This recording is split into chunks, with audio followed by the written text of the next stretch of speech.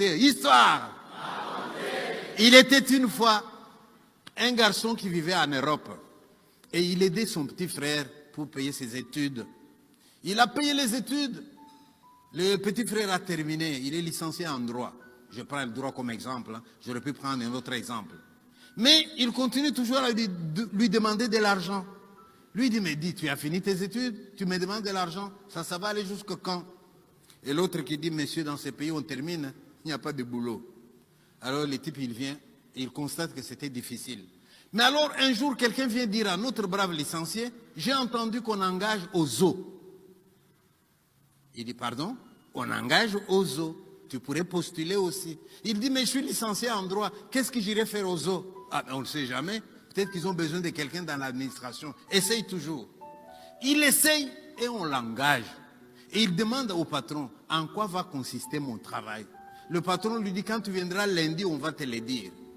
Et il dit à sa femme, chérie, j'ai trouvé un boulot, $2000 par mois. Où c'est aux zoo? Madame demande, en quoi consiste le travail? On va me le dire lundi.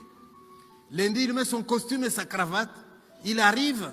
Et le patron lui dit, tu passes de l'autre côté, c'est pas avec ces costumes que tu vas travailler. Là, on va te donner ton costume de travail. Il arrive dans l'autre bureau, on lui donne un costume taillé dans une peau d'antilope. Et les cornes de l'antilope sont encore sur le costume. Il dit, mais c'est le carnaval ou quoi? Non, non. Il dit, c'est pas le carnaval. On lui explique, on dit, monsieur, votre travail consiste en ceci. Vous portez cette peau de l'antilope. Nous allons fermer et vous faites comme si vous étiez une antilope. Nous allons vous mettre dans une cage dans le zoo. Et votre travail consiste à sauter, à gambader, etc. Mais pendant que tu sautes, tu fais attention à ce que les gens disent. Comme ça, les gens vont se rendre compte qu'il y a un animal intelligent.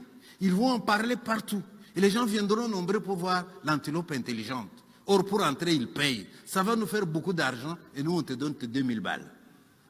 Il dit, laissez-moi aller expliquer ça à ma femme.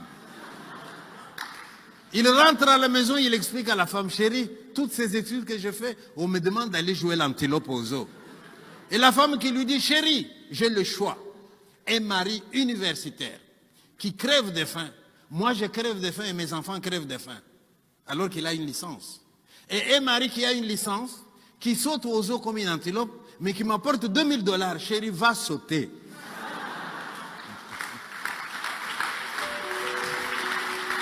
Et le gars, il arrive au zoo, il saute, et les gens regardent, ils sont contents, les gens regardent, ils sont contents, on en parle partout, et les gens viennent de plus en plus nombreux, ils payent, et l'argent entre, et le gars, il a ses $2000. Mais il a eu une telle réputation, que les gens ont commencé à venir par bus entier, des écoles qui viennent pour visiter. Alors un jour, le pauvre, il avait tellement sauté qu'il s'est fatigué.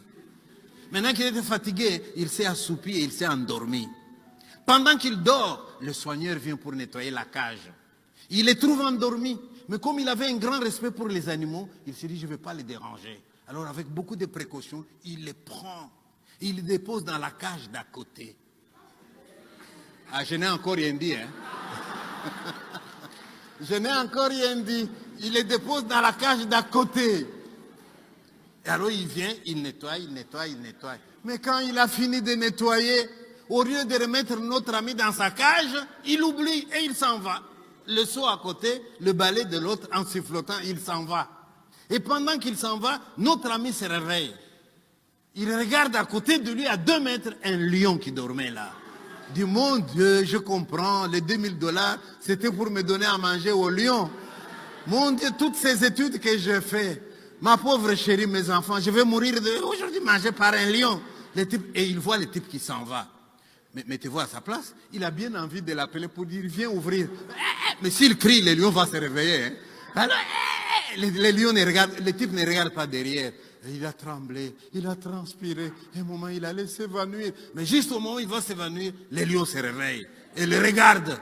Et il lui dit, ne t'en fais pas mon frère, j'ai fait le même. Mais j'ai pas fini. J'ai pas fini. Le lion lui dit, Ne t'en fais pas, mon frère, je fais le même travail que toi.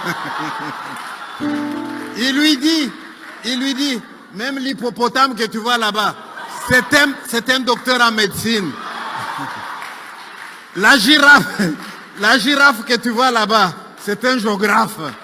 Dans ce pays, il n'y a pas de boulot. Voilà, je vous remercie.